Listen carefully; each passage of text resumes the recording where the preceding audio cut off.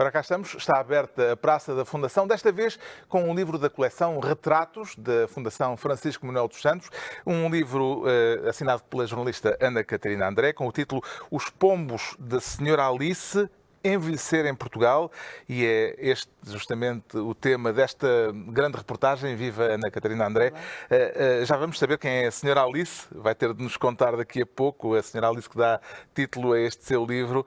Antes, porém, queria pedir-lhe um adjetivo para caracterizar aquilo que encontrou neste mergulho num tema tão sensível como este. O que é que mais marcou? Eu diria interpelante, talvez. Por tudo aquilo que pude encontrar, quer nas pessoas que vivem sozinhas e que continuam autónomas, quer também nas pessoas que estão nos lares e que, portanto, estão mais dependentes, mas que ainda assim têm uma série de carências e é um olhar mais atento a um conjunto de coisas que poderiam ser mudadas, quer também nas pessoas que vivem na aldeia, que têm problemas com parcas reformas, e portanto, eu creio que é um bocadinho transversal, ou seja, olharmos para os mais velhos e questionarmos, interrogarmos como é que vivem e também o que é que nós fazemos para que possam ter uma vida mais digna e feliz. E isso foi para si interpelante porque encontrou uma realidade que desconhecia ou porque encontrou uma realidade que ia além da percepção que tinha destes casos? Eu conhecia de certa maneira esta realidade, mas eu acho que estar muitas vezes com estas pessoas, procurar percebê-las verdadeiramente, fazer um bocadinho este exercício de pôr-me na sua pele, não é? Como é que seria se eu tivesse 85 anos, estivesse presa em casa porque não consigo sair? Sim, Exatamente. Como é que isso seria? E, portanto, para mim, surgiram muitas questões à volta disso, questões mais do foro social e, portanto, do papel que nós todos temos enquanto sociedade, mas também do papel individual que cada um tem. E do foro existencial, Também, praticamente. Não é? também. De resto, é também a questão que se põe a quem lê este livro, que também se sente interpelado por estas situações. O seu método de trabalho foi o de procurar conjugar os retratos das pessoas que entrevistou para escrever este livro com uma caracterização dos lugares a que elas estão ligadas, muitas delas sem terem já mobilidade para se deslocar. Como é que lhe ocorreu tratar este tema? Havia na sua história pessoal algo que a tivesse impelido para ele ou foi apenas curiosidade jornalística? Foi curiosidade jornalística que se conjugou com um interesse que eu acho que tenho desde criança pelos mais velhos. Eu sempre gostei de conversar com os mais velhos. E, portanto, isso aliado ao interesse jornalístico, acho que foi esta combinação. Depois, um bocadinho esta organização do livro foi quase natural, ou seja, o primeiro exercício foi, portanto, começar a conversar com as pessoas, perceber que problemas tinham, que questões tinham, enfim. E depois começar a perceber como é que estão condicionados, ou seja, eu comecei a perceber que o sítio onde se envelhece condiciona muito a vida que se tem, portanto, e a qualidade de vida. Obviamente, não é? E a qualidade de vida que se tem, portanto, seja no campo, seja no centro histórico de Lisboa. E aí com a grande diferença entre quem pode sair de casa e quem não pode sair de casa, seja num lar, que é uma realidade completamente diferente, muito mais segregadora, não é? Tudo isso tem um profundo impacto na forma que depois como se vivem os últimos anos de vida e, portanto, foi quase uma extensão um bocadinho. Para esta conversa, além da autora deste livro, temos connosco alguém que conhece de perto esta realidade e de forma ativa, aliás. Viva, seja bem-vinda, Maria do Rosário Gama. É professora aposentada e é fundadora do APRE. Da APRE, sim, a associação, pois. A APRE, que é a Associação de Aposentados, Pensionistas e Reformados. Comecemos pelo diagnóstico. Portugal trata bem a sua população mais velha, Maria do Rosário Gama? Eu sei qual é a resposta que está à espera. Não trata bem. Não trata bem em vários níveis. E a que níveis é que isso é mais sensível? Qualquer dos direitos sociais que estão plasmados na resolução da ONU de 96, que são aqueles 5, assistência, participação, a dignidade, a autonomia, a independência, qualquer desses. Se for verificar os diferentes itens em cada um desses grandes temas, vamos ver que não são tratados, não são cumpridos os direitos sociais com as pessoas mais velhas em Portugal. Mas quando fala de independência, por exemplo... Independência, por exemplo, económica, vamos supor. Certo. Estou a falar de independência económica e independência relativamente à família, independência, uma pessoa ser independente. Poder fazer aquilo que na realidade quer devido à sua própria autonomia. Por exemplo, vamos pensar, por exemplo, como é que se pode ser independente totalmente nas condições em que tantas pessoas vivem. Nós temos no nosso país 68% das pessoas com uma pensão inferior ao salário mínimo, quando aqui há uns anos o valor da pensão acompanhava o salário mínimo. Muitas dessas pessoas, a maior parte delas, não têm boas condições de habitabilidade. E, portanto, e quando chega ao fim do mês, não tem nem para aquecer quando é no inverno, nem para equilibrar quando é no verão, não tem dinheiro para comprar medicamento e alimento, tem que optar por uma destas duas necessidades fundamentais e, portanto, só por aqui já se vê que há uma série de direitos que não podem ser cumpridos. E, portanto, nós, na nossa associação, temos feito, junto às juntas de freguesia, alguns inquéritos sobre o reconhecimento que as próprias juntas têm da população idosa que vive na sua junta. Nós achamos que isto é fundamental, todas as juntas terem. Fazer um levantamento das pessoas situações de carência. Das pessoas que vivem sozinhas, também, das pessoas idosas que vivem sozinhas, das pessoas mais velhas. E chegámos à conclusão que a maior parte, muitas têm, mas há uma grande parte de juntas de freguesia que não fazem ideia, principalmente nas cidades. Apesar de, nas zonas rurais, a GNR ter um trabalho importantíssimo nesse levantamento, nas cidades é a PSP que tem que o fazer, mas as juntas de freguesia tinham a obrigação de ter um levantamento... Isso não está a acontecer. Não está a acontecer. Genericamente. Já agora, deixe-me só esclarecer uma questão que tenho há muito tempo, cada vez que a vejo na televisão, nos média, sobre o nome da associação. Foi deliberado escolherem APRE como uma interjeição zangada perante a situação? Mas é que foi mesmo zangada. Aliás, tem um ponto de exclamação à frente. Tem um ponto de exclamação. Nós até andámos à procura de outros nomes. Aqui houve já um jornalista que me perguntou se não poderia ser um nome bem estranho, que eu não vou dizer aqui porque é uma palavra feia. Mas pode dizer. Não, mas foi o Zé Vasconcelos, daquele programa 5 para a meia-noite, perguntou se não se podia chamar porra em vez de APRE. Eu digo, podia ter sido também. Mas a intenção era... O O era difícil, provavelmente? Não era tudo difícil, era fácil. Era os pensionistas oprimidos, qualquer coisa assim. Mas o A, porque eu acho que é um acrónimo que está muito bem aplicado, porque o A é de aposentados, sim, não é? Que são as pessoas que têm a sua reforma a partir da Caixa Geral de Aposentações, funcionários públicos. O P é de pensionistas de Segurança Social, Caixa Nacional de Pensões, e o RE é de reformados, portanto, reformados são os militares. Portanto, nós normalmente designamos por reformados, não é? Pessoas reformadas. E então, o ponto de exclamação que pusemos à frente foi na altura em que foi instituída a contribuição extraordinária de solidariedade. Não é? Que aquilo era um arromo desgraçado nas nossas pensões. E então aquilo era para dizer basta, portanto, APRE, ponto de exclamação, com o significado de dizer e ainda basta. Se mantém a razão para a interjeição? Mantém, porque há muita coisa por resolver, não é? Há muita coisa por resolver. Há principalmente muito preconceito. Olha agora na questão da Covid, com a questão da Covid. Como sabe, houve, a partir até da Comissão Europeia, da Presidente, da Ursula von Leyen, não é? Que entendeu, numa conferência que deu no domingo de Páscoa, entendeu que as pessoas mais velhas tinham que ficar em casa até haver uma vacina. Está a imaginar, não é? Sim. Como é que isto... Já vamos falar disso. Aliás, até escreveu na altura uma carta aberta ao Primeiro-Ministro e à Ministra da Solidariedade. Portanto, há muita coisa, há muito proteccionismo, há muito preconceito, podemos falar de vários tipos de preconceito que tem assim. Idadismo. Há muito idadismo. Há muitas palavras que não gostam dessa. Há muitas pessoas que não gostam dessa palavra, mas eu acho que ela traduz bem o preconceito que há contra as pessoas mais velhas. Justamente, uma vez que falou da Covid-19 e desta pandemia que nos pôs numa vivência estranha nos últimos meses, Ana Catarina André escreveu este livro ainda antes da pandemia de Covid-19. Sabe alguma coisa destas pessoas de quem traça aqui o retrato, na maior parte dos casos de solidão, neste período de confinamento em que as carências se acentuaram Sim. muito? Sim, sei.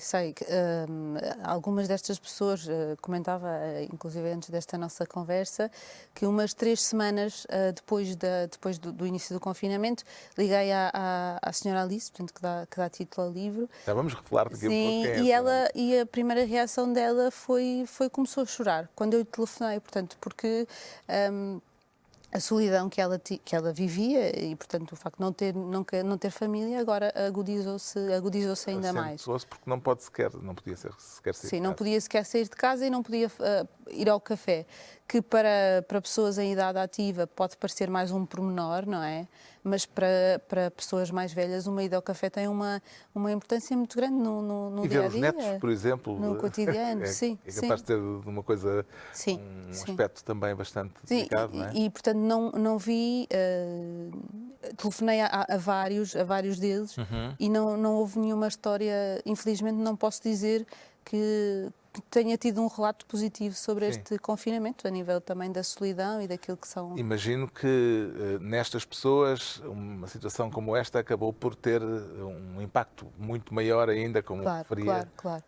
do que junto da população ativa. Claro, porque muitos deles já viviam sozinhos, portanto nós sabemos que há uma percentagem muito grande de idosos que vive sozinho e depois, a juntar a isso este sentimento de solidão, em alguns casos de abandono, de um bocadinho a ausência de sentido de vida, não é? Eu acho que estas questões existenciais podem agudizar-se, quer dizer, tornam-se mais prementes quando somos mais velhos. Claro que depende da personalidade, há pessoas que têm estas questões a vida toda, mas eu acho que no fim da vida estas questões tornam-se mais frequentes e, portanto, de repente estar ainda mais sozinho, também com este sentimento do medo, não é? Porque não sabíamos muito bem o que é que nos estava a acontecer a todos. Infelizmente não posso dizer, gostava de dizer o contrário, mas não... Não Mas teve não bons posso, relatos. Não tive bons relatos. Portanto, escreveria um livro a partir dessa circunstância ainda mais triste Sim, sim. do que os casos que Infelizmente, revela aqui. Infelizmente sim. Tirando talvez uma outra exceção em que as pessoas conseguem encontrar esse sentido e conseguem um bocadinho integrar isto do que é que lhes está a acontecer e que isto vai passar, ou se não vai passar, melhores dias virão. Mas a maioria não. Sabemos que as grandes vítimas da pandemia foram as pessoas mais velhas, até ao nível da mortalidade. Que diagnóstico é que tem na associação do impacto da quarentena? Temos casos complicados. Não só nos lares, mas nas pessoas idosas isoladas em suas casas e muito dependentes. Sim. Principalmente, e houve muitas pessoas que já podiam sair depois do estado de emergência, já podiam começar a desconfinar, que é um novo verbo, não é? Desconfinar, e que mesmo assim continuaram a não fazer, porque eu acho que uma das coisas que marcou muito foi o medo. Portanto, nós temos um tempo de vida mais exíguo, não é? Teoricamente. E este tempo funcionou, este tempo de permanência foi como se fosse um tempo retirado à nossa própria Tempo vida. roubado. Eu senti isso, este tempo roubado, porque não podia fazer a atividade que estava a desenvolver, que vinha a desenvolver. E a questão dos afetos, da questão dos netos, é uma questão muito importante. Nem toda a gente tem netos, mas tem os amigos, tem os familiares, tem outras pessoas. E este corte foi terrível, porque as pessoas que tentam combater a solidão através desses encontros e dos hábitos que têm, de ir ao cinema, de ir ao teatro, de se encontrar no café com os amigos, isso tudo tem causado, de facto, alguma perturbação, e eu leio isso nos meus amigos através das redes sociais. Portanto, na associação temos tido, de facto, relatos. Ainda há 2 dias recebi o relato de um senhor que tem um familiar num lar e que todos os familiares, muitas pessoas que estão nos lares eram autónomas, podiam sair, podiam ir ao café, podiam sair, dentro de determinados horários podiam sair. Agora... Deixaram de poder sair? Deixaram de poder sair. Elas podem sair a partir do momento em que acabou o estado de emergência. O problema é que, se saírem, quando regressarem têm que ficar de quarentena. E eu acho que não há ninguém que queira sair para ficar depois de quarentena. E pessoas que entraram até por sua livre vontade nos lares e que estavam bem até ao confinamento, esta prisão domiciliária que aconteceu nas nossas casas e que aconteceu nos lares, trouxe perturbações graves. Perturbações graves. Mas isso é ao nível do diagnóstico.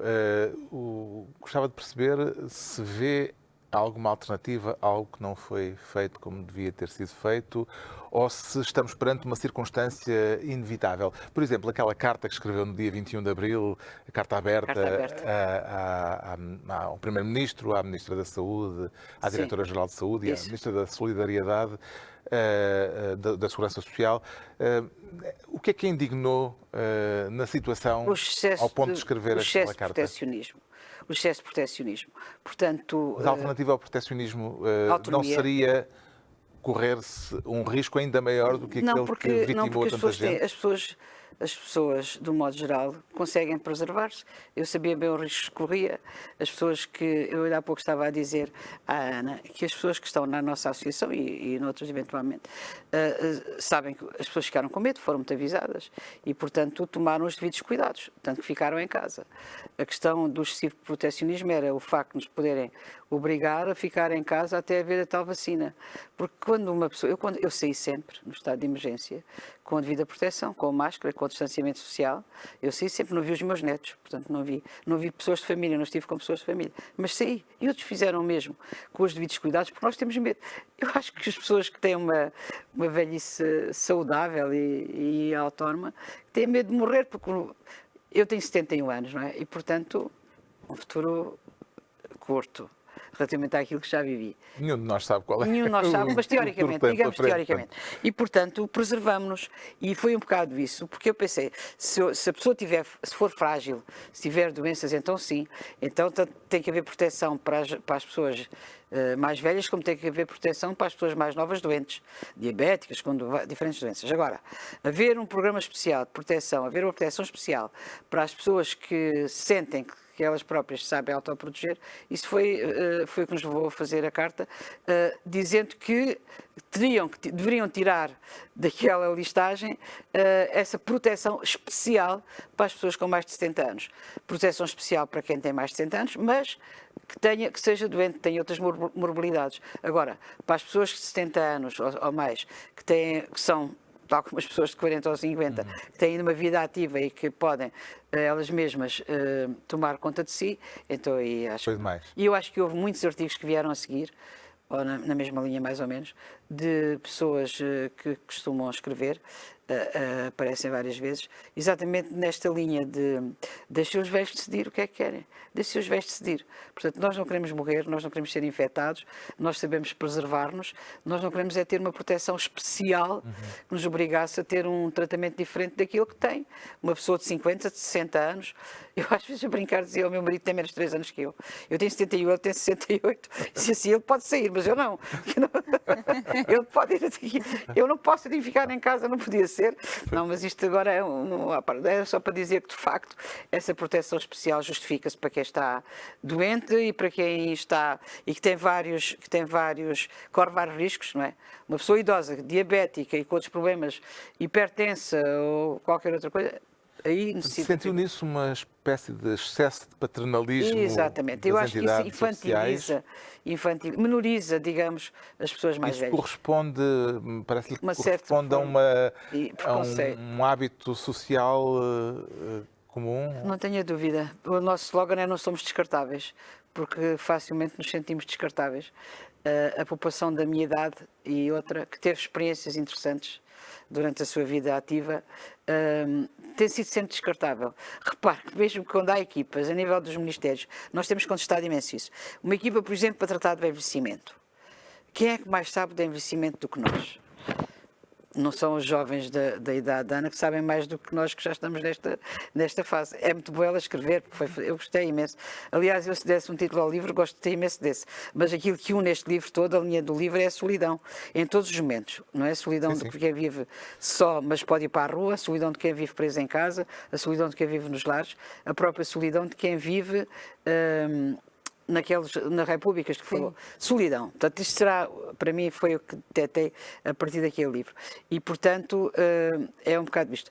O nosso slogan, nós não somos descartáveis, porque nos descartaram sempre. E eu estava a dizer, nesses grupos que estudam o envelhecimento, sai toda a gente jovem. Aqui há tempos houve um encontro da ONU, realizado em Lisboa há 2 anos ou assim, e eu estive lá também como membro da associação e eram várias experiências internacionais e uma delas era portuguesa, não é? Um grupo de investimento. E eu fiz eram 12 elementos nesse grupo. E a única pessoa que tinha mais de 60 anos era o coordenador do grupo, que eu agora não me lembro o nome. E eu perguntei a idade de propósito, levantei-me, olha, esse grupo de investimento, qual é a idade dos participantes no estudo? E eu fiquei a saber que era tudo gente jovem, só o senhor que estava a acordar é que tinha mais de 60 anos.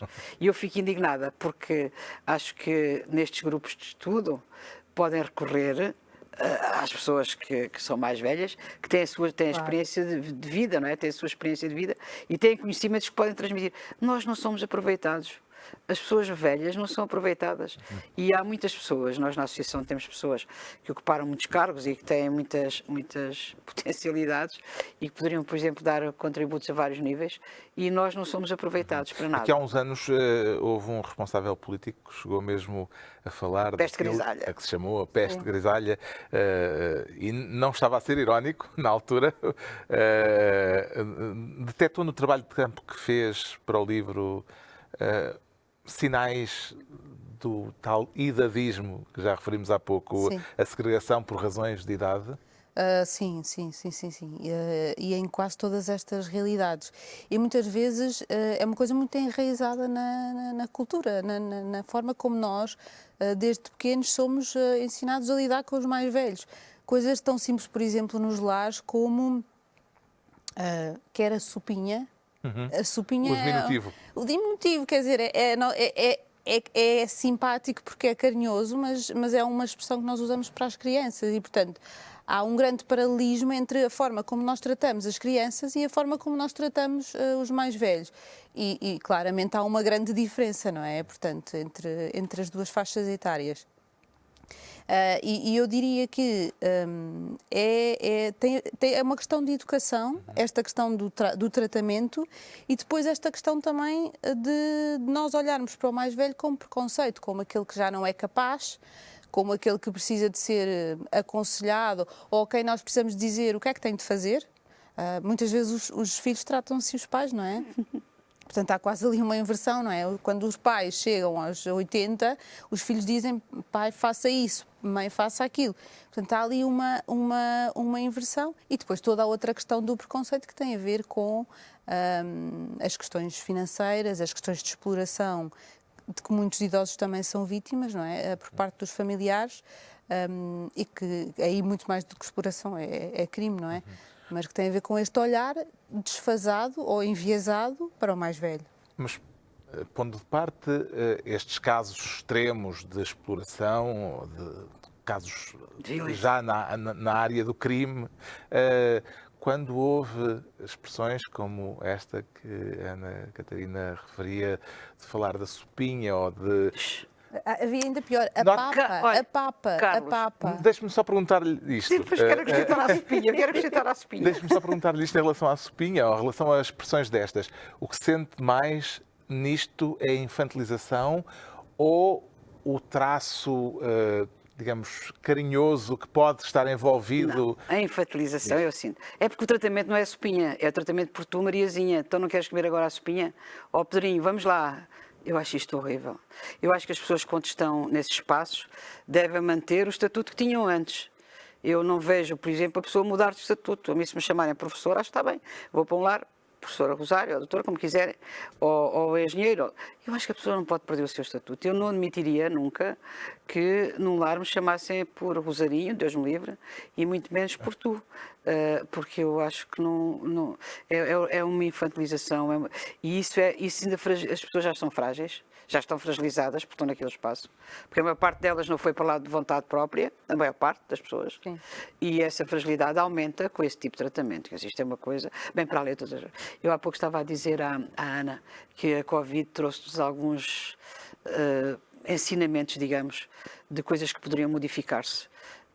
E eu acho que a normalidade que nós tínhamos antes da Covid, que era a normalidade das pensões baixas, a pensão mais baixa da Segurança Social são 273 euros.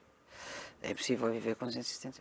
A normalidade da violência, a A normalidade pensão da solidão. média, aprendi isto no Sim. seu livro, a pensão média anual da Segurança Social por velhice era de pouco mais de 5.000 euros em ano, sim, a pensão anual, ou seja, dividindo pelos 12 meses do ano, seria de pouco mais de 400 euros por mês, e se dividimos pelos 14 meses, que são os correspondentes Olha, ao mas ano de a mais trabalho. baixa é 273. Isso vê bem no site da Sim. Segurança Social. E de 2016, estes dados são de 2016, de 2016 para cá não se alteraram significativamente. Mas as pessoas já estiveram associadas ao salário mínimo quando subia. Mas eu achava que podiam nem estar totalmente associadas, mas, por exemplo, 80%, digamos, seria uma situação razoável. Mas o que eu quero dizer é que nós temos muitos ensinamentos a tirar da Covid. E um dos grandes ensinamentos é nos lares. Eu acho que um dos grandes ensinamentos tem a ver com os lares e com a maneira como aquilo que aconteceu agora, não é? Nestes tempos, e aquela infecção exagerada em alguns lares, tem a ver até com a própria organização dos lares, porque foi uma minoria comparado com o total dos lares do país, não é? Foi uma minoria, mas essa minoria houve ali qualquer situação menos cumprida. Mas os lares têm que ter uma dinâmica bem diferente e eu penso que Carlos sabe que há uma quantidade enorme de lares ilegais no país e que as autoridades têm conhecimento. Portanto, as autoridades locais Fecham os têm olhos. 3.000. E as autoridades locais têm conhecimento. Muitas autoridades locais têm. Só que não fecham porque não há alternativa. E quando fecham porque há denúncias, porque quando as pessoas, quando correm mal, alguma funcionária que foi maltratada, qualquer coisa, vem denunciar e às vezes aparecem, já têm aparecido reportagens, já tenho visto reportagens, de maus tratos filmados por pessoas estranhas, violentíssimos, portanto, com pessoas mais velhas, maus tratos. Depois, se há uma denúncia para o exterior, claro que será fiscalizado o lar. E normalmente é fechado. E a gente vê muitas vezes as pessoas assim nos lares. Mas depois as famílias não os querem. E eles não têm para onde ir. E, portanto, fechou ali, abre noutro sítio e para lá vão os mesmos. Ou, por exemplo, outra situação que eu acho que é dramática, muito dramática, são as pessoas que estão curadas e que continuam nos hospitais, que tiveram alta e continuam internadas. Acho que são 1.500, acho eu. Agora, isso foi mais claro agora, com a questão da Covid, porque as camas faziam falta. E não há maneira de receber essas pessoas. E isso é tal coisa quando se diz que este país tem que ser para velhos, tem mesmo, porque nós estamos todos, as pessoas estão a envelhecer e é um país que vai ter uma percentagem enorme de velhos daqui por uns anos. Em 2050, então, é assustador. Não só aqui, mas em toda a Europa, mas o nosso país é um dos que tem. Quanto? Sim, 40% com Da mais de população? 60 anos. Sim. E, Sim, portanto, mas, está a ver, isto não é só aqui, é em toda a Europa. Mas tem que ser para velhos, e isso tem que ser para velhos, tem que ser alterado numa série de coisas. Desde o investimento no Serviço Nacional de Saúde, que foi agora feito, mas que ainda é pouco, portanto, esse investimento é fundamental. Desde a ligação íntima entre o Serviço Nacional de Saúde e os lares, quer dizer, é muito diferente de uma pessoa que está no lar ir ao centro de saúde, ter que se deslocar, ou de haver equipas do centro de saúde que vão aos lares. Isso eu acho que isso é fundamental. Sim. Desde a organização dos próprios lares, daqueles espaços, aquelas salas onde está toda a gente junta, não é? À espera da morte. Eu chamo-lhe a Antecâmara da Morte, porque cada um está em diferentes estádios de saúde, ou de doença, digamos. Portanto, há os que estão muito mal e já com formas degenerativas muito acentuadas, e há os que estão bem, mas que ficam mal de olhar para os outros. Mas só voltando a esta questão dos lares e do idadismo, a própria organização do lar, portanto, em termos de horários, de condições, é feita na ótica da organização. E não portanto, dá do jeito utente. que o almoço seja a uma determinada hora, que o jantar seja mais cedo e, de repente, as pessoas que tinham um estilo de vida com horários mais comuns, de repente estão a ter quase horários de creche, não é? Porque é tudo feito em função dessa mesma conveniência. Vamos lá então conhecer os protagonistas, porque uma coisa é falarmos, e aliás a força deste livro reside no facto de nos mostrar pessoas concretas e nos pôr perante casos concretos. Uma coisa é falarmos dos grandes números, que são impressionantes e que podem, de facto, fazer-nos conhecer melhor a realidade. Outra coisa depois é, e é esse o trabalho da Ana Catarina André, é irmos encontrar as pessoas nas suas situações concretas. Deixe-me começar por lhe perguntar, Maria do Rosário Gama, qual foi para si o caso que mais a impressionou? Imagino que conhece muitos casos impressionantes, mas pegando Todos neste eles têm livro... qualquer coisa que me diz. Todos eles têm qualquer coisa a dizer-me. O da Dona Alice é impressionante, não é? Da Senhora A Alice. Dona Alice, vamos então ao título, à Senhora Alice. A Senhora Alice... Eu gosto mais de Dona Alice, eu não trato ninguém por senhora. Pronto, a Dona Alice é uma senhora de 83 anos, Sim. que vive numa freguesia histórica de Lisboa, Sim, sem família e que tem por única companhia os pombos. sim. Sim, e foi muito impressionante. Portanto, eu cheguei à história um bocadinho quase por acaso. Portanto, um dia cruzei-me com ela na rua. Portanto, já conhecia uma vizinha, cruzei-me com ela na rua, comecei a conversar com ela e portanto, depois comecei a visitá-la. E há um dia em que eu estou em casa dela, portanto, ela vive sozinha, e eu começo a ver vestígios de comida de pássaro. Eu nem percebi bem o que é que era. E uns Espalhados pratos também pelo chão? espalhados pelo chão, um bocadinho. E perguntei-lhe, oh, Dona Alice, porque ela tem sentido de humor, portanto, apesar disto tudo, ela é. Dona Alice, explique-me lá o que é isto? E ela, então isso é dos pombos. E dos pombos? Então ela disse, então olha, eu todos os dias, como tu sabes, vou ao café de manhã tomar o meu pequeno almoço. E, portanto, abro a janela, portanto, antes de sair, abro a janela, tenho aqui tudo pronto. E eu, tudo pronto. Sim, tenho aqui estas caixinhas que têm o pão e que têm também a alpista e que têm aqui a comida deles. E depois os pombos entram em minha casa E e deixa vêm as aqui janelas comer. abertas para os E pombos. vêm aqui comer. E eu, muito nesta ótica deste nosso pensamento mais racionalista, disse, mas Dona Alice, sabe que os pombos também são um perigo para a saúde pública, podem transmitir uma série de doenças. E ela disse, mas isso não me interessa, porque eu não tenho mais ninguém e os pombos são a minha companhia. E depois ainda me contou, e depois de os pombos saírem aqui de casa, portanto, ou seja, eles ficam lá, ela volta, ainda estão alguns, ela tem ainda coisas para fazer. Ou seja, os pombos não só são companhia, mas dão-lhe que fazer depois, ou seja, porque ela tem que limpar e tem que preparar para o dia seguinte. E, portanto, é uma forma de a manter É uma ativa. forma de a manter ativa e de, ao mesmo tempo, sentir alguma companhia.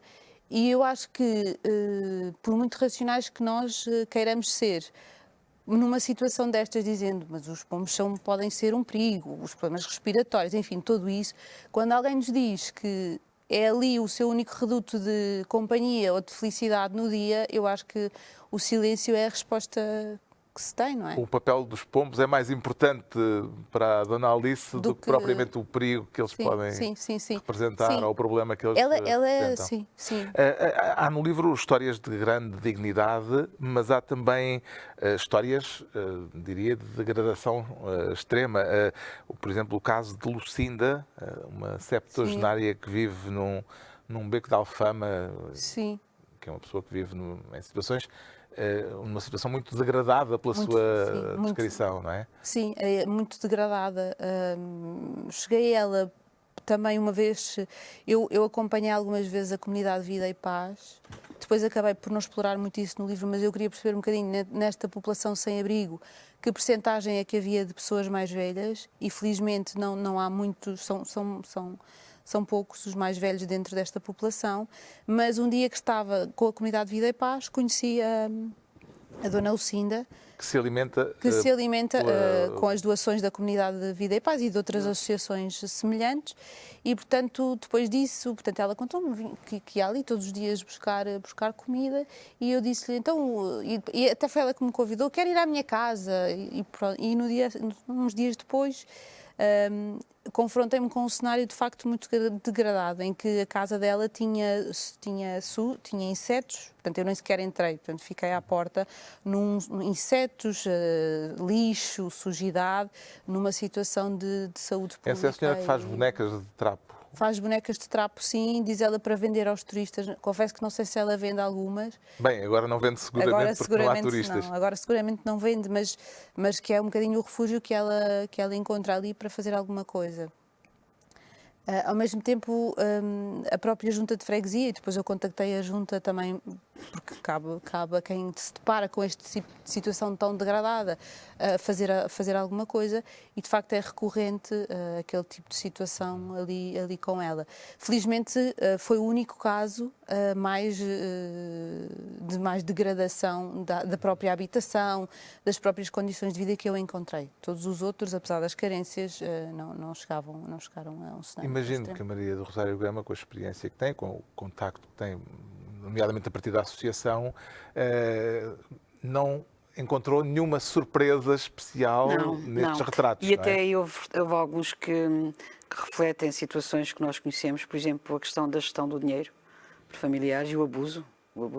Neste momento isso está um bocadito mais resolvido com a questão do maior acompanhado, aquele estatuto do maior acompanhado, não é? Que permite que a pessoa antecipadamente escolha quem é que vai gerir, porque às vezes não é a pessoa que escolhe, é o único familiar que tem, não é? E é ele que recorre, que é o caso de uma sobrinha que gera o dinheiro do tio, e muitas vezes, como sabe, os tios ou os familiares pensam que têm dinheiro e entretanto já foram vendidas as coisas porque as pessoas passaram por operações e por aí afora. Esse caso é um caso que existe com muita frequência, muito mais que aquilo que nós possamos pensar.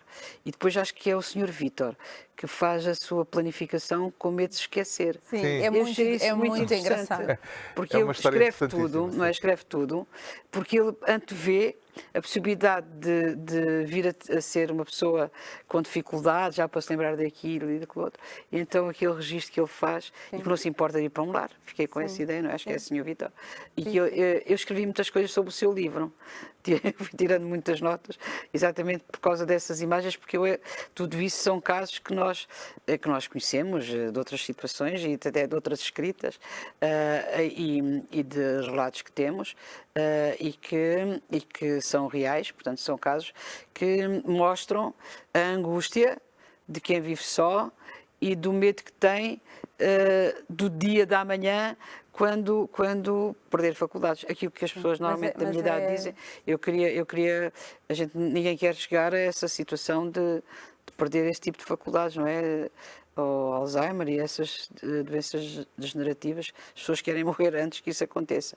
E ele tem esse cuidado todo, registra tudo, põe tudo num caderninho para saber o que é que não se pode. Coisas que para nós podem parecer muito básicas e óbvias, não é? Mas coisas como a ordem dos medicamentos ou como é que come, ou seja, ele vai buscar comida à junta de freguesia, portanto vai buscar a caixa e ele escreve ir buscar a caixa, pôr os alimentos no prato, ligar o micro-ondas durante 5 minutos. Agora estou a dizer de cor, mas portanto tudo o que ele faz no seu dia está registado para o dia em que ele se esquecer poder ir Mas ler. pareceu que ele já sentia que essas faculdades lhe estavam a faltar? Não, de todo. Era apenas ainda Eu acho que forma são duas coisas. preparatória? É a preparação, por um lado, e por outro lado também uma forma de estar ocupado durante o dia, não é? As duas coisas. É um exercício mental. Sim. As duas coisas. Agora, este é um caso raro, ou seja, a maioria das pessoas não pensa, portanto, não prepara o envelhecimento, quer a nível destas questões mais comportamentais, quer, por exemplo, há bocado comentávamos, na escolha da casa onde vamos viver. Quando nós compramos ou quando alugamos uma casa num quinto andar sem elevador, normalmente não pensamos que um dia, se calhar, vamos ter menos mobilidade e que isso vai ser um problema, não é? Ou que na casa de banho, se calhar, é melhor ter um duche e não ter uma banheira, porque isso pode ser um problema. Portanto, falta também aqui esta projeção nas coisas grandes e nas coisas pequenas. Preparativos para... Também ao nível das poupanças, não é? Para os não é? momentos em que tivermos já menos... Cadeira de rodas, por exemplo. Cadeira de rodas. A maior parte das portas... Muitas portas não têm acesso à cadeira de rodas. Eu tive essa experiência em casa com uma tia que teve que ficar numa cadeira de rodas a partir de meia altura e nós tínhamos que levar ao colo à casa de banho, porque ela não tinha a casa de banho, a cadeira de rodas, a porta não permitia a entrada. Os elevadores também têm alguma dificuldade. Muitos elevadores são estreitos e não cabem as cadeiras de rodas. E pior ainda de quem vive nesses andares, não é? Ainda há pouco estava a dizer a Ana, uma colega minha da escola onde eu trabalhei, que vive num andar, num primeiro andar, e ela não sai de casa, não pode andar, e não tem maneira de poder sair porque tem as escadas, que são a tal limitação, que é o caso das pessoas que estão presas em casa. Portanto, essas pessoas não estão mais presas do que estavam, já estavam presas. Aqui o que aconteceu foi, se calhar, tiveram menos contactos, menos visitas do que aquelas que tinham antes da Covid, não é? Mas são, de facto, situações muito complicadas. E eu aí no livro vi isso tudo. Depois a Ana também fala numa coisa interessante, que é a repúblicas das pessoas mais velhas. E há outras experiências aí, uma no Porto, que o engenheiro Nuno Cardoso tem projetado, que é o co-housing, de pessoas de poderem preparar a sua velhice através de conjuntos de casas, ou tipo aldeias, ou até prédios grandes de diferentes apartamentos, onde as pessoas vivem, mas depois têm uma área comum, onde tem tal um refeitório, ou cozinha comum, ou espaço de lavandaria, médica, enfermeira, etc. Agora, essas repúblicas, o maior problema que surge é quando algum dos habitantes começa a perder qualidades e fica acamado ou fica totalmente dependente. Aí precisa de cuidados mais E aí especializados. perturba bastante esse funcionamento. Agora, que era uma solução interessante, é nós não preparamos nem a velhice, nem preparamos a reforma. Quando se chega à reforma, nós encontramos dois tipos de pessoas. Aquelas que gostavam muito do que faziam e que se reformam e que têm pena de ter deixado de trabalhar, mas chegou ao limite da idade, e aquelas que faziam frete e que ficam aliviadas quando chegam à reforma. Mas muitas vezes sem saber o que é que... Isto é verdade. Depois sem saberem o que fazer ao tempo. De certeza conhecem ambas as situações. Aquelas que ficam angustiadas porque perderam até o seu estatuto social. Há muita gente que se reformou e perdeu o estatuto social. Perdeu os amigos que tinha. Por exemplo, estou a pensar numa escola. A pessoa que se reformou vivia num ambiente com muitos professores e colegas e pais e alunos e sai da escola e perdeu tudo. Perdeu os contactos com os colegas e já não volta à escola. Eu nunca mais voltei à minha escola. Eu estive lá uma porção de anos, muitos anos, fui diretora da escola e não me sinto bem voltar lá, porque é um ambiente totalmente estranho e somos olhados de maneira diferente, porque eu fazia isso também quando iam os outros, quer dizer, isto é inevitável, já não faz parte daquela comunidade, já é um estranho, não é? Já é um estranho à comunidade, quer dizer, há ali uma reação estranha. Diria que é de pensarmos ao longo da vida como preparar Tem que se preparar a reforma. A velhice. Tem que se preparar a velhice e a reforma. O tempo, o que vai fazer depois. Uma das propostas, uma das hipóteses, que é a reforma a tempo parcial, não é? As pessoas, à medida que vão envelhecendo, poderem começar a trabalhar menos tempo e dar lugar aos mais novos, de maneira a poder haver aí um equilíbrio, a pessoa não deixar de uma vez tudo, não deixar tudo de uma vez, ainda poder continuar a ter algumas horas. Embora, por exemplo, quem ocupe cargos de direção, eu acho que quem se vai para a reforma deve deixar esses cargos para dar oportunidade aos mais novos. Mas deve poder continuar a trabalhar até em aconselhamentos, deve continuar a trabalhar durante algum tempo, de forma a tempo parcial, digamos, que isso é uma possibilidade. Há quem não queira, portanto, como eu digo, há quem estava farto do que estava a fazer, nas escolas também se vê isso, e que fica aliviadíssimo quando sai.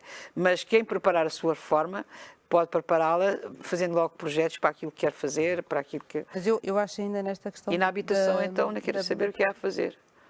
Sim, mas da questão da preparação, que não é bem uma preparação, mas que eu pude ver também aqui é a questão das relações humanas, ou seja, muitas vezes quando as pessoas descuidam os laços familiares ou com os amigos, etc., se isso durante um certo tempo da vida, quando temos uma vida mais ativa, é uma coisa que passa um bocadinho pelos pingos da chuva, portanto, e nós gerimos de outra forma. O tempo está tomado por todas as atividades que temos. Quando chegamos a esta fase posterior, esta fase em que somos mais velhos, esta solidão obriga as pessoas a confrontarem-se com isso, com as relações que não foram bem cuidadas com os filhos, com os familiares, e muitas vezes já não podem fazer nada. Ou seja, isto também é um bocadinho aqui este alerta de como é que nós cuidamos do nosso entorno. E noutros casos, talvez também o problema de pessoas que tiveram vidas muito focadas numa atividade profissional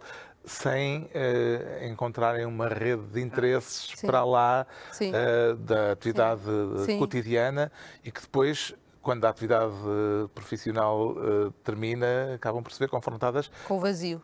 Com a solidão e com o vazio, com uma falta de interesse generalizado por muitas outras coisas, não é? Aí, nessas situações, talvez os centros de dia sejam... Que estão Sim. fechados agora. Agora estão fechados, pois. Nem sabe os dramas que isso tem.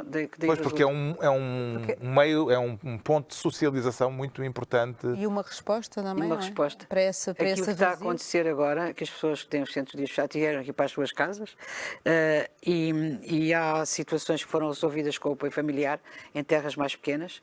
Portanto, há o apoio familiar que as pessoas passaram a ter em casa, aqueles que estavam no centro de dia passaram a ter esse apoio familiar, mas houve casos em que isso não foi possível. Sim, e nesses casos há dramas pessoais. Que há dias, que há um mês mais ou menos, o Jornal de Notícias trazia uma nota sobre os suicídios nas pessoas mais velhas depois desta situação de confinamento. Tinha aumentado bastante. Sim. Porque de facto é um drama, não é? A pessoa vê-se em casa sem tal convívio e sem o apoio para as refeições, porque o apoio familiar ainda dá alguma ajuda, embora em muitos casos não haja aos fins de semana, mas há instituições que querem fazer ao fim de semana também. Dramas a que temos que estar atentos à nossa volta e que estão refletidos neste livro da jornalista Ana Catarina André. Agradeço a Maria do Rosário Gama e a Ana Catarina André esta conversa em torno de um tema que muitas vezes é ignorado, não é suficientemente debatido, refletido, embora a população envelhecida seja cada vez mais numerosa neste país, nem sempre é para velhos. Fica a sugestão de leitura, então, de Os Pombos da Senhora Alice, Envelhecer em Portugal, de Ana Catarina André. Amanhã vão estar na Praça da Fundação o economista Pedro Pita Barros e o sociólogo Pedro Góis.